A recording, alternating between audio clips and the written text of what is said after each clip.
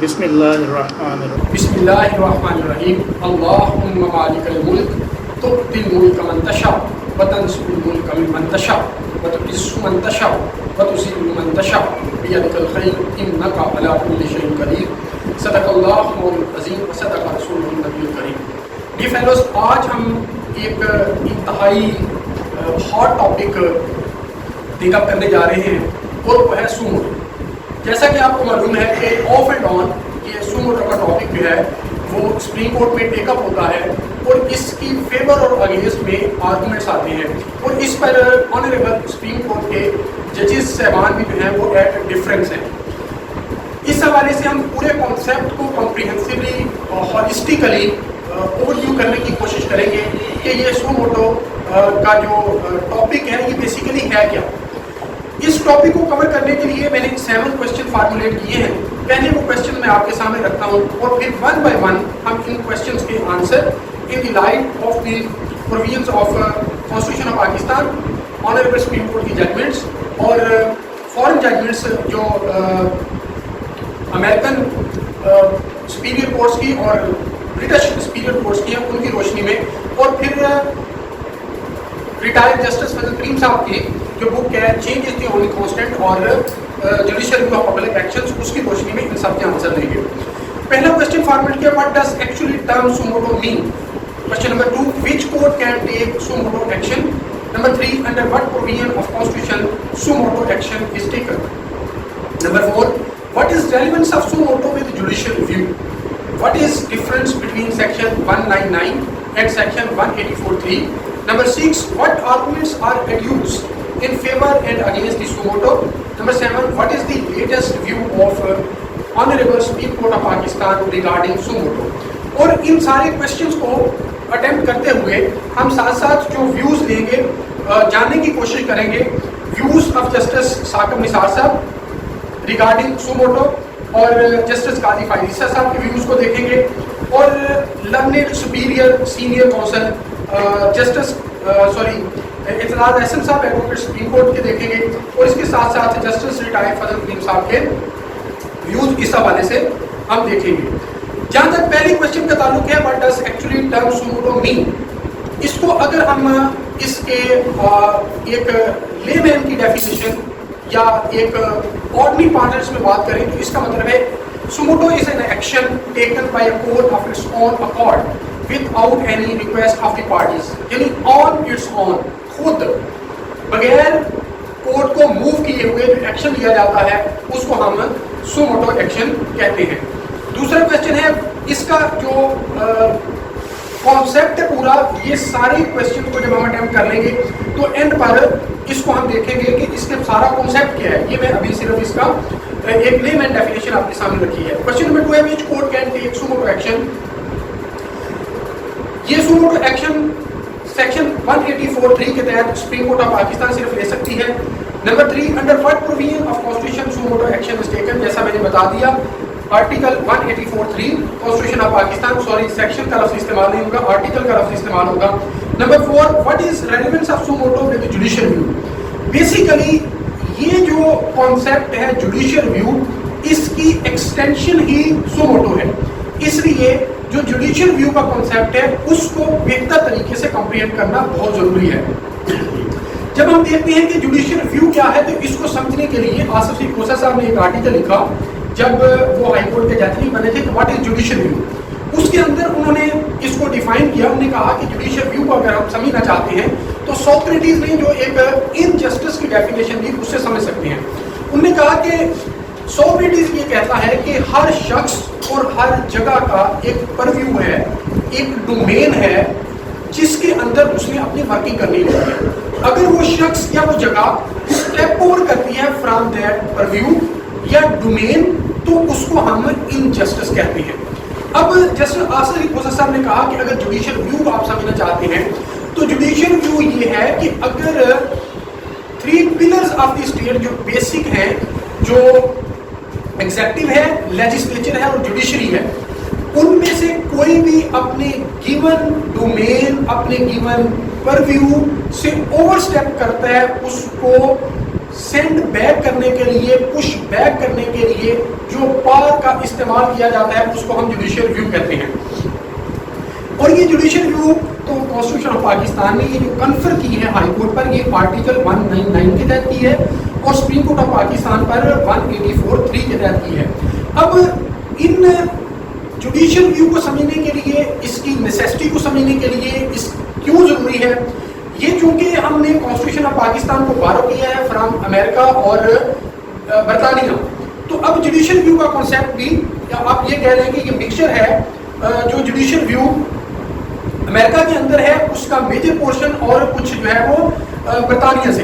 तो जब judicial review की नेसेसिटी के हवाले से जेम्स मैडिसन जो framer of the constitution of America समझा जाता है या father of the constitution of America समझा जाता है, उसने जब कॉन्स्टिट्यूशन ऑफ अमेरिका जो है वो बनाया जा रहा था, फ्रेम हो रहा था, तो उस वक्त जुडिशियल रिव्यू के हवाले से जो अपने व्यूज का इजहार किया वो बहुत हद तक हेल्पफुल है इसकी नेसेसिटी को समझने के हवाले से।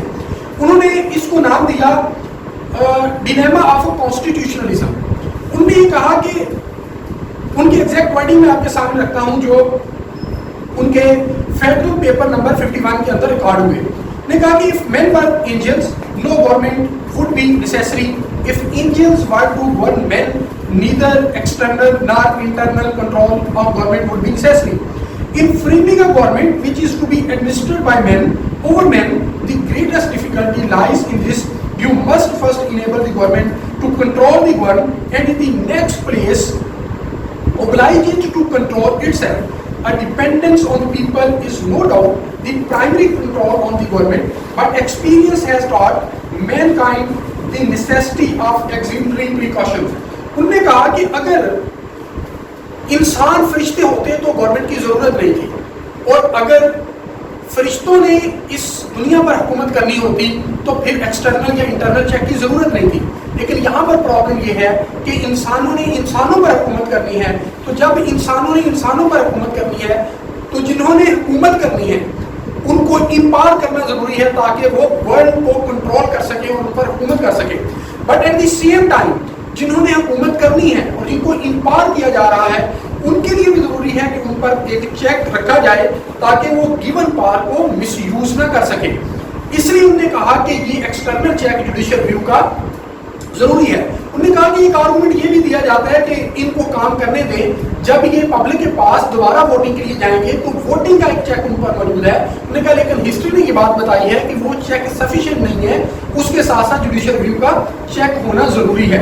तो ये जुडिशियल रिव्यू की नेसेसिटी के हवाले से जेम्स मैडिसन ने अपने व्यूज का इजहार किया। अब अगर इसको रिलेट करें आर्टिकल 199 और 183 के हवाले से जो हमने क्वेश्चन भी फॉर्मुलेट किया कि इन दोनों के दरमियान डिफरेंस क्या है, क्योंकि बुनियादी तौर पे 184(3) से ही ये सू मोटो की पावर को इन्फर किया जाता है। अब जहां से ये इन्फर की जा रही है पावर, जहां पर ये पावर ली जा रही है, उस आर्टिकल को समझना बहुत जरूरी है। अगर अब उस आर्टिकल की एग्जैक्ट वर्डिंग मैं आपके सामने रखूं तो प्रॉपर कंप्रीहेंशन डेवलप हो जाएगी। ये आर्टिकल 184(3) की एग्जैक्ट वर्डिंग ये है, without prejudice to the provision of article 199।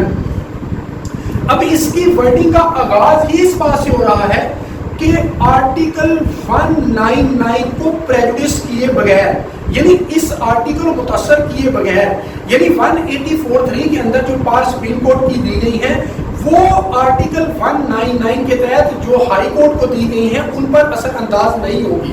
Meaning there bye जो आर्टिकल 199 के तहत हाई कोर्ट के पास पावर है वो अपनी पैरेलल पावर को एंजॉय करेगा और इसी तरह सुप्रीम कोर्ट 184(3) के तहत अपनी पावर को एंजॉय करेगी। अब इससे आ गया supreme court shell if it consider that question of public importance with reference to the enforcement of any of the fundamental rights conferred by chapter 1 of part 2 is involved, have the power to make an order of the nature mentioned in the said article। अभी इस article के अंदर तीन चीजें बड़ी अहम हैं। एक पहली मैंने आपको बता दी, without prejudice to the provision of article 199। दूसरी इसके अंदर ये कहा गया कि अगर फंडामेंटल राइट ब्रीच होता है, फंडामेंटल राइट क्या है? Fundamental is a right which inhere in a person by virtue of his being citizen of the state, यानी पाकिस्तान के अंदर जो भी सिटीजन ऑफ द स्टेट है उसको जो being citizen of the state fundamental right article 1 से 28 तक जो अवेलेबल हैं, अगर उनकी ब्रीच होती है तो फिर इस आर्टिकल के तहत हम सुप्रीम कोर्ट की जुरिस्डिक्शन को इन्वोक कर सकते हैं, सुप्रीम कोर्ट जो है वो सुमोटो ले सकती है। लेकिन इसके साथ ये जरूरी है कि सुप्रीम कोर्ट फर्दर एक क्वालिफिकेशन को ये जो fundamental breach of fundamental rights है, ये फर्दर एक क्वालिफिकेशन को क्वालिफाई करे। वो क्या है? क्वेश्चन ऑफ पब्लिक इंपॉर्टेंस, यानी जो फंडामेंटल राइट ब्रीच हुआ है that must touch the question of public importance. जब हम सुप्रीम कोर्ट की जजमेंट की रोशनी में क्वेश्चन ऑफ पब्लिक इंपॉर्टेंस को देखते हैं तो इसका मतलब ये है कि वो फंडामेंटल राइट जो किसी क्लास का है, जो किसी कम्युनिटी का है, जो किसी ग्रुप का है, जो major chunk of the society का है, इसको आप अंडरस्टैंड इस तरह कर सकते हैं कि ये स्पेशल पर्सन हैं उनका कोटा जो 3% दिया गया, ये 184(3) के तहत ही सुप्रीम कोर्ट में इस मैटर को टेकअप किया गया और दिया गया। यानी इसमें जितने भी हैंडीकैप स्पेशल लोग हैं उनको टेकअप किया गया। ये हिंदू कम्युनिटी के जो प्लेसेस ऑफ वर्शिप हैं उनका सुप्रीम कोर्ट ने सुमोटो लिया जब उनको डिमोलिश किया गया, या कन्वर्जन ऑफ हिंदू कम्युनिटी के हवाले से सुप्रीम कोर्ट ने जो है वो सुमोटो लिया। वैसे सुमोटो मुख्तलिफ अदवार में मुख्तलिफ चीफ जस्टिस ने पैटी इश्यूज पर, माइनर इश्यूज पर नहीं लिए, उसको हम लेटर ऑन जब उन चीफ जस्टिस के व्यूज देंगे उसमें देखेंगे तो डिस्कस करेंगे। अब इसका नेक्स्ट पार्ट ये है कि जब सुप्रीम कोर्ट इसको टेकअप करेगी तो वो तमाम ऑर्डर पास कर सकती है जो order have the power to make an order of the nature mentioned in the said article.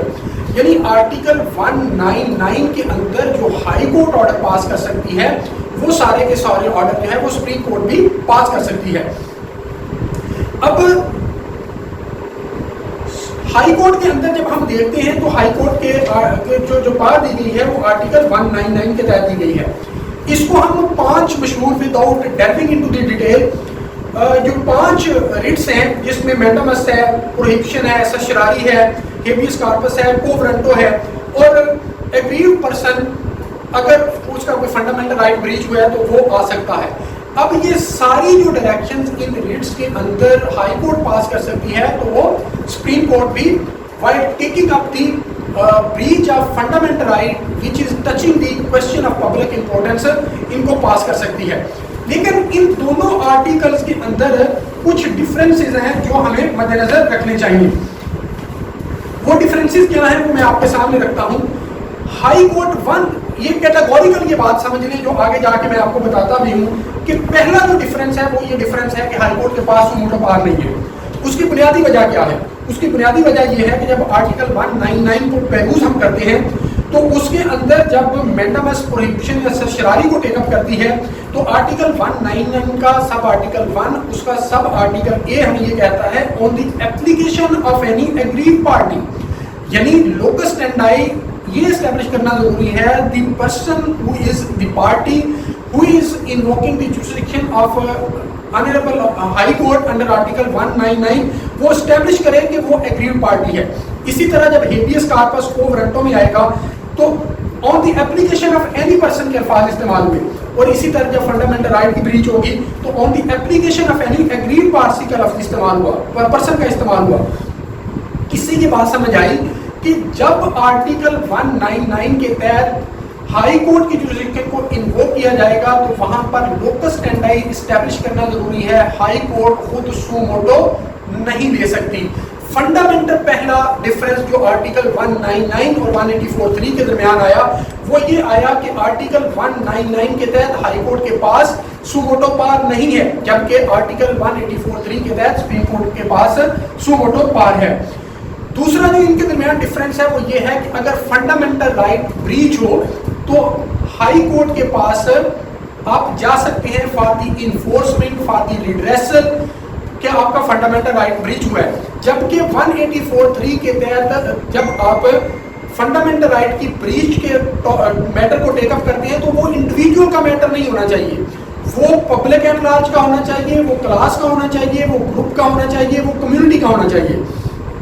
लेकिन यहीं पे ये बात भी मैं क्लैरिफाई करता चला जाऊं कि लेकिन हाई कोर्ट की जुरिस्डिक्शन इस चीज पे बाहर नहीं है कि अगर किसी कम्युनिटी का फंडामेंटल राइट ब्रीच हुआ है, किसी क्लास का हुआ है, किसी कम्युनिटी का हुआ है, पब्लिक एट लार्ज का हुआ है, major chunk of the society का हुआ है, कि आप हाई कोर्ट के पास भी जा सकते हैं, क्योंकि जो 184(3) के अंदर ये वर्ड यूज हुए without prejudice to the provision of article 199, इसका मतलब ही ये है कि ये वाले matter which are being taken up by the Supreme Court under article 184(3 को 199 के तहत हाई कोर्ट भी टेकअप कर सकती है, लेकिन वहां पर लोकल स्टैंड बाय एस्टैब्लिश करना जरूरी है जो शख्स इस जुरिस्डिक्शन को इन्वोक कर रहा है। तीसरे नंबर पर इसका जो अहम डिफरेंस आता है वो ये आता है कि जब आर्टिकल 199 के तहत कोई भी ऑर्डर पास होता है वो अपीलेबल है under section 3 of law of reforms ordinance के तहत, जबकि कोई ऑर्डर जब 184(3) के तहत सुप्रीम कोर्ट पास करती है तो वो अपीलेबल नहीं है। इसी तरह चौथे नंबर पर जो डिफरेंस आता है वो ये आता है कि जब भी कोई ऑर्डर आर्टिकल 199 के तहत हाई कोर्ट पास करेगी तो वो अपीलेबल है, जैसा मैंने बताया, लॉ रिफॉर्म्स ऑर्डिनेंस के तहत बिफोर दी 2 और 3 जजेस के पास, लेकिन उस पर लिमिटेशन अप्लाई होती है। लिमिटेशन ये अप्लाई होती है कि आप 20 दिन के अंदर अंदर आएंगे। और इसी तरह जब आपने रिट में जाना है अंडर आर्टिकल 199 हाई कोर्ट के पास, तो वहां पर भी आपने भले लिमिटेशन एक्ट अप्लाई नहीं होता लेकिन विद इन रीजनेबल टाइम जाना है और डॉक्ट्रिनल लेक्चर अप्लाई होता है।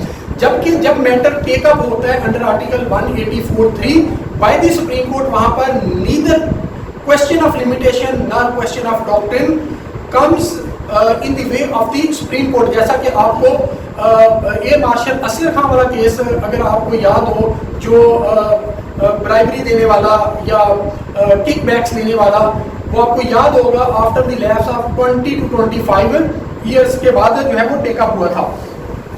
इसी तरह एक और डिफरेंस ये है कि जब आर्टिकल 199 के तहत प्रोसीडिंग टेकअप होती है वो एडवर्सेरियल इन नेचर होती हैं, यानी पार्टीज कंटेस्ट करती हैं, जबकि हम आर्टिकल 184(3) के तहत जो प्रोसीडिंग टेकअप होती हैं वो इंक्यूजिटोरियल इन नेचर होती हैं। जैसा कि हमने देखा कि नवाज शरीफ वाले मैटर में जीआईटी बनाई गई और उन्होंने मैटर को इंक्वायर किया। लास्ट डिफरेंस है इन दोनों आर्टिकल के दरमियान वो ये है कि जो थ्रेशहोल्ड क्वालिफिकेशन आर्टिकल 199 ने दी या ट्रैपिंग्स दी आर्टिकल 199 ने, वो 184(3) के तहत जब सुप्रीम कोर्ट एक्सरसाइज करती है तो उस वक्त वो रस्ते में नहीं आती और वो अप्लाई नहीं होती।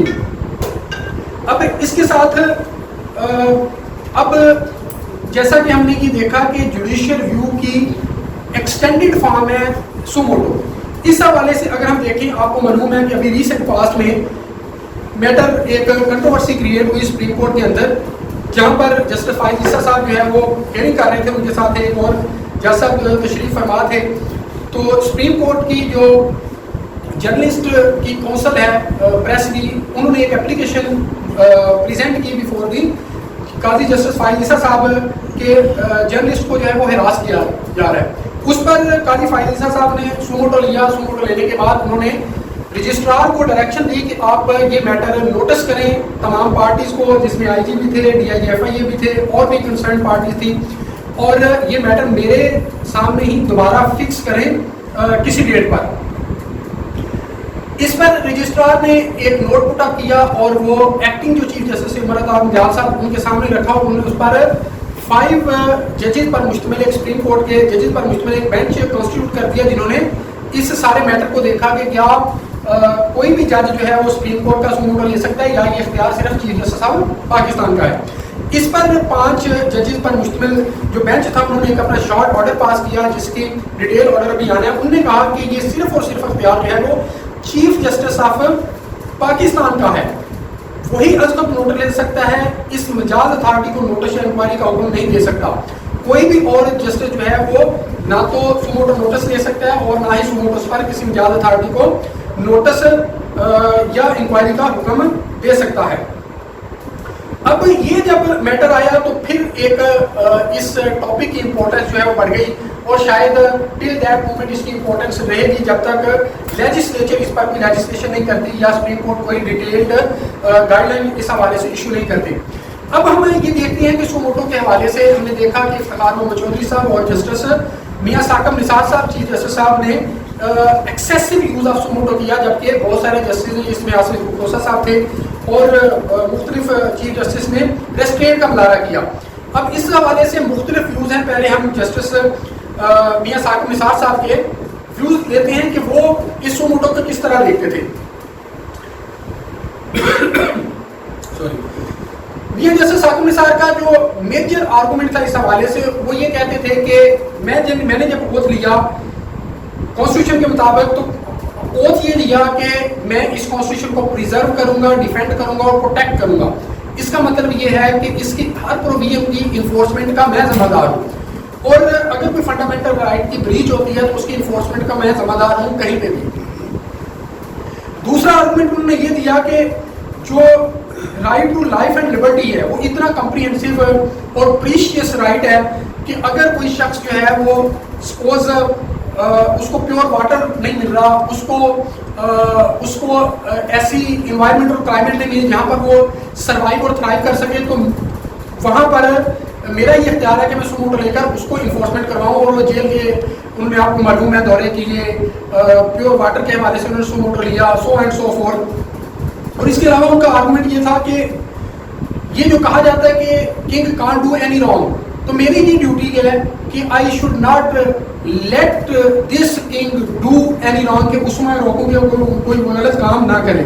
फिर उनका एक आर्गुमेंट ये था कि ये जो Shehla Zia versus federation of Pakistan PLE 1994 page 9673 के अंदर जो ये हेड हुआ कि लाइफ का मतलब सिर्फ एनिमल लाइफ नहीं है बल्कि it includes all amenities and facilities of life under life which enable the man not only to sustain life but enjoy life, यानी everything which should be available to the citizen to enjoy the life, उसकी provision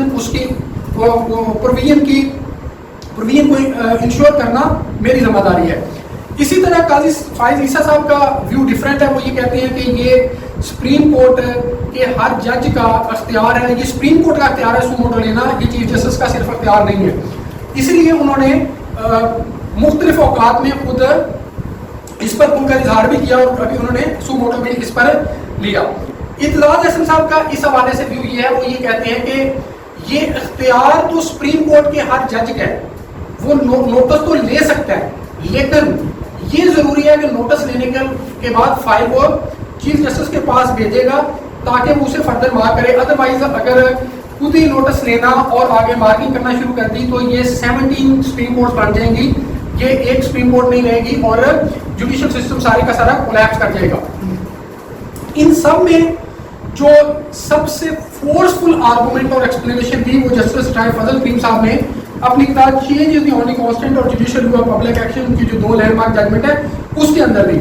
उनका पहला argument बड़ा interesting है। उन्होंने कहा कि ये जो सुमोटो का अख्तियार है ये सेल्फ क्रिएटेड है बाय द सुप्रीम कोर्ट, इसका कॉन्स्टिट्यूशन के अंदर जिक्र ही नहीं है, इसलिए इसे रिपील हो जाना चाहिए, इसे खत्म हो जाना चाहिए। उन्होंने कहा कि जब 184 हम पढ़ते हैं तो उसके अंदर सुमोटो का कहीं पे भी जिक्र नहीं है। और इसके साथ इसी आर्गुमेंट को फर्दर स्ट्रेंथन करने के लिए वो कहती है कि जहां से हमने इस कॉन्सेप्ट को बारो किया जुडिशियल व्यू के या कॉन्स्टिट्यूशन को हमने लिया यूएसए और यूके, वहां पर सुमोटो का कॉन्सेप्ट मौजूद ही नहीं है और वो जो रियासतें, वो जो दोनों ममालिक हैं वो सर्वाइव भी कर रहे हैं और थ्राइव भी कर रहे हैं, इसलिए इसको रिपील कर देना चाहिए। उसके बाद वो ये आर्गुमेंट करते हैं कि ये जो जुडिशरी है सुप्रीम कोर्ट, ये judicial arm of the government है और ये इसकी हेल्प के लिए है, ये इसके पास सेल्फ स्टार्टिंग या सेल्फ इनिशिएटिव लेने का कोई इख्तियार नहीं है। उसके बाद वो कहते हैं कि सेपरेशन ऑफ पावर जो कॉन्सेप्ट है उसके सारे के सारे को ये डैमेज कर रहा है ये कॉन्सेप्ट, इसलिए कि अगर जुडिशरी सुमोटो खुद लेना शुरू कर देगी तो ये एग्जीक्यूटिव के डोमेन में एंटर होगी और ये लेजिस्लेटिव के डोमेन में एंटर होगी। इससे आगे वो आर्गुमेंट करते हैं, वो ये कहते हैं कि from the time immemorial, since the time immemorial, ये जो जजेस हैं they have depicted themselves as aloof third party, लेकिन यहाँ पे जब आप सुमोटो लेते हैं तो ये पार्टी बन जाते हैं। इसके बाद उनका एक और बड़ा स्ट्रॉन्ग आर्गुमेंट है, वो ये कहते हैं कि अनब्रिडल्ड डिस्क्रेशन, यानी when suo motu power is exercise by the chief justice of supreme court of Pakistan, तो वो डिस्क्रेशन अनब्रिडल्ड है, उसको कोई चीज गवर्न नहीं कर रही। तो कहते हैं कि जो डिस्क्रेशन विदाउट क्राइटेरियन, ये बुनियादी तौर पे ऑथराइजेशन है ऑफ आर्बिट्रेरीनेस, कि अगर आप किसी को डिस्क्रेशन इतनी ज्यादा दे देते हैं और उस पर कोई चेक नहीं है, तो इसका मतलब है कि आप उसको इंपावर कर रहे हैं टू एक्सरसाइज द आर्बिट्रेरीनेस। इसी तरह उन्होंने आगे एक और आर्गुमेंट दिया जिसके अंदर बड़ा वेटेज है। उन्होंने कहा कि पूरी दुनिया के अंदर कोई भी कोर्ट ऑफ फर्स्ट या लास्ट इंस्टेंस नहीं होती, बल्कि उसके अगेंस्ट अपील का राइट मौजूद होता है। लेकिन हमने देखा कि जब 184(3) के तहत सुप्रीम कोर्ट सू मोटो लेती है या जुडिशियल रिव्यू की पावर को एक्सरसाइज करती है, तो इसके अगेंस्ट राइट अपील का राइट मौजूद नहीं है। इसको फर्दर स्ट्रेंथन करते हुए उन्होंने justice Robert versus Jackson versus Allen के अंदर जस्टिस रॉबर्ट का जो व्यू है उसको उन्होंने बयान किया। उन्होंने कहा कि जस्टिस रॉबर्ट ये कहते हैं कि हम लोग इस वजह से फाइनल नहीं है कि हम इनफेलिबल हैं, बल्कि हम इस वजह से फाइनल हैं कि हम इस वजह से इनफेलिबल हैं कि हम फाइनल हैं। वो कहते हैं कि अगर हमारे ऊपर भी एक सुप्रीम कोर्ट होती तो हमारे substantial part of our judgments जो है वो रिवर्सल जो है वो मजीद फर्दर रिवर्स हो जाता। इसलिए उन्होंने कहा कि we are not final because we are infallible, but we are infallible because we are final. हम इस वजह से फाइनल नहीं है कि हम मासूम हैं, बल्कि हम फाइनल हैं इसलिए मासूम हैं।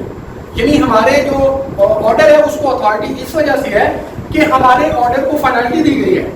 अब इससे दो सजेशन उन्होंने दिए हैं जो कि कंसिडरेबल है। उनमें पहली सजेशन ये है, उन्होंने ये कहा कि इस को रिपील कर देना चाहिए, इसकी जरूरत ही नहीं है। दूसरी सजेशन उन्होंने दी कि अगर रिपील नहीं करना चाहते तो लेजिस्लेचर इसमें अमेंडमेंट लेके आए जिसके अंदर लोकस स्टैंडाई और तमाम थ्रेशोल्ड टेस्ट जो 199 के तहत हैं या ट्रैपिंग्स है वो इसके लिए लाजमी करार दे दें। और तीसरी ऑप्शन ये है कि अगर अमेंडमेंट भी नहीं आ सकती तो जुडिशरी को एक कॉम्प्रिहेंसिव गाइडलाइन इशू करनी चाहिए इसको इस पावर को एक्सरसाइज करने से हवाले से। ये कॉन्सेप्ट था सू मोटो का जो मैंने आपके सामने रखा। Thank you so much.